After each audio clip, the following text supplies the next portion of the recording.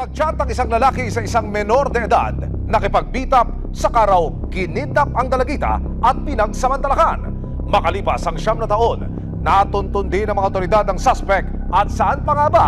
Di sa online at aktibo pa rin daw palang ng bibiktima. Your time is up, kuya. Tama na po ang trip ninyo. Hunyo nitong taon, buong tapang na humarap sa resibo ang biktima na si Jana, hindi niya tunay na pangalan.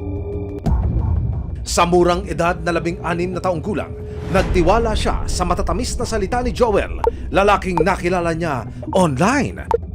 Ang 33 taong gulang na si Joel, naghahanap lang daw ng makakausap. Tingin ko mabait siya kasi nga hindi ko pa alam sa isip ko noon bata pa po ako. Makalipas ang halos 2 buwan na palitan ng messages, si Joel humirit na raw ng meet up sa Dalagita. Sinundo niya po ako sa amin. Nagkita Tapos wala po yung mga magulang ko. Nasakto na sa hospital po yung papa ko. Sabi niya, kakain lang po kami sa labas. Pero ang masaya sanang pagkipagkita ni Jana kay Joel, mitya na pala ng isang malagim na pahungol.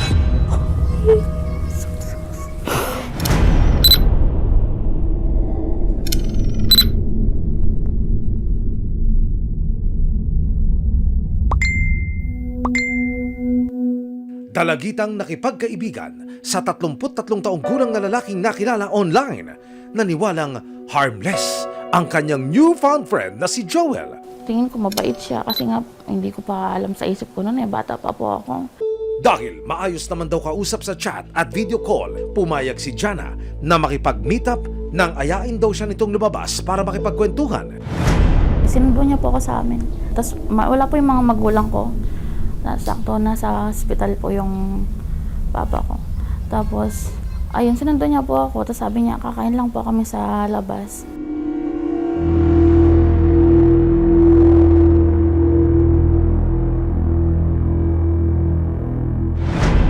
Pero nang mapansin ng biktimang si Jana na napapalayo na sila sa napag-usapang kainan, dito na nagpumilit ang dalagita na uuwi na lamang siya. Manahimik daw po ako. Papatayin niya daw. Pati yung mga magulang ko, dadamay niya po. Pero ang kamitap na si Joel, nagpatuloy pa rin daw sa pagharurot ng kanyang motorsiklo. Hindi ko po akalain na dinala niya po ako sa doon sa Candaba po, doon sa kaibigan niya. Akala ko po kasi na kain sa labas pero doon po ako dinala, doon sa kaibigan niya. Bata pa po ako nun, tapos ganun pa po yung nangyari. Hindi ko alam kung anong mga ginawa ko.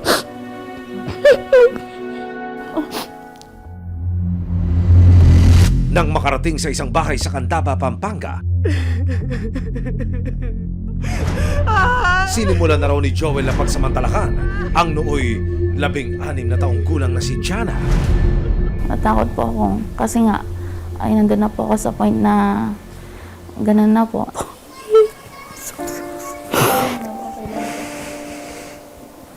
Takot po ako na baka may mangyari.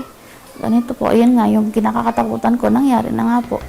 Sa mga sumunod na araw, mas lalo pang tumindi ang kanyang kalbaryo nang hindi na raw siya palabasin ng bahay. Hindi po ako pinapakain.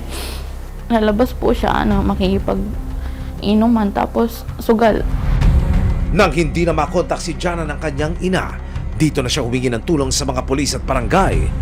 Wala na akong pag-asa sa buhay ko noon. Sabi ko, yung anak ko wala. Tapos yung asawa ko may sakit pa. Sabi ko, Lord, tulungan mo po ako. Ano po to? Alam ko po pagsubok sa akin to. Pero ang paghahanap sa dalagita, naging pakirapan daw, ayon sa Candaba Municipal Police. Itong ating biktima ay minor, So napakapait at hindi maganda yung talagang naranasan niya sa suspect, Iniwan siya sa isang bahay na sa kaibigan nitong suspect. Di umano itong communication gadget nitong biktima ay pinatay or lobat at that time, kaya hindi siya makakontak sa mga kamag-anak o kaibigan niya. Mas lalo pa raw tumindi ang pag-aalala ni Lorna nang hindi nila malaman kung saan hahanapin ang dalagita. Siya ang panganay ko. Tapos may sakit pa yung asawa ko. Kaya gulong-gulo yung isip ko noon. Akala ko po patay na siya. Siyempre yung animal na lalaki na yun, hindi namin kilala talaga. Hindi naman pumupunta sa amin yan. Hindi po ako kumakain noon. Laging ako umiiyak. Tawag sa cellphone niya, hindi niya sinasagot. Maging ang lokal na pulisya, hindi raw malaman kung saan magsisimula sa paghahanap sa dalagita. Dumulog tong biktima sa atin at tinulungan natin ng agad naman nating tinulungan, inasistahan tong biktima. Alam naman natin ang municipality of Candaban, area na ito ay tahimik. So usually pag may mga ganitong mga insidente, so agad po natin din tinutukan. Sa ikalimang araw mula nang huling umuwi si Jana, nakatanggap ng tawag si Lorna mula sa isang kaibigan ng kanyang anak. Si Jana, itinago raw ng isang lalaki sa kanilang bahay sa Candaba. Sabi niya, tita, nandito na po si o butis ka ako nandyan. Sinundo ko po, tumawag siya sa akin, sinundo ko sa Candaba. Sabing ganun. Ngayon po, tinatawagan ko po sa para magka-ustisya. Yung lalaki na yan, mamatay na sa kulungan. Yung lalaki ka kung sino ka man. Si Jana, nakahiram daw ng charger sa kapitbahay habang wala si Joel sa paligid. At nagawa niyang kumontak sa isang kaibigan niya at nagpasundo. Sa parehong araw, nagmadali si Lorna na puntahan ng anak sa Candaba. Sa mga oras na ito, abala raw sa pagsusugal si Joel. Pagdating sa bahay kung saan nagpapasundo ang dalagita, lumabas ang isang nangihina at tulirong babae. Nang lapitan ni Lorna, nakumpirma niya na ang babaeng nasa kanyang harapan ay ang panganay niyang 5 araw nang nawawala.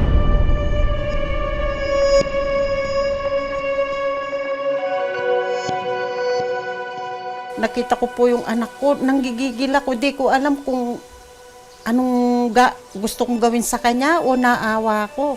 Tapos pag nakita ko, yun, umiiyak ako. Naawa pa rin talaga ako sa kanya dahil ilang araw wala siya. Yun nga, ngayon ko lang nalaman na hindi niya pinapakain.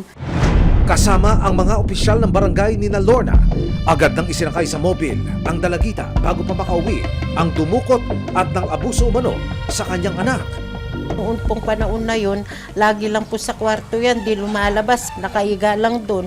Lalo na nung nangyari sa kanya yun, ayaw niyang lumabas pilit sa kwarto, iyak nang iyak sa kwarto. Dahil sa matinding trauma na naranasan ng dalagita sa kamay ni Joel, May 2016, sinamahan ni Lorna ang kanyang anak sa Candaba Municipal Police para porman lang magsampa ng kaso laban kay Joel. Ito po yung naikwento sa atin na talagang positive naman itong suspect na siya po yung gumawa itong insidenteng ito. So before that, ang kwento po ay na-trauma itong nating biktima sa dinanas niya sa suspect natin. At sa tuwing uwi naman, itong suspect ay sisipingan siya. Mga kapuso, sa medical legal examination na isinagawa kay Jana noong May 10, 2016, nagkaroon ang dalagita ng mga laceration sa kanyang maselang bahagi. Ibig sabihin, positibong ginahasa ang menor de edad. Maraming salamat sa panonood, mga kapuso. Para masundan ang mga reklamong nasolusyonan ng resibo, mag-subscribe lamang sa GMA Public Affairs YouTube channel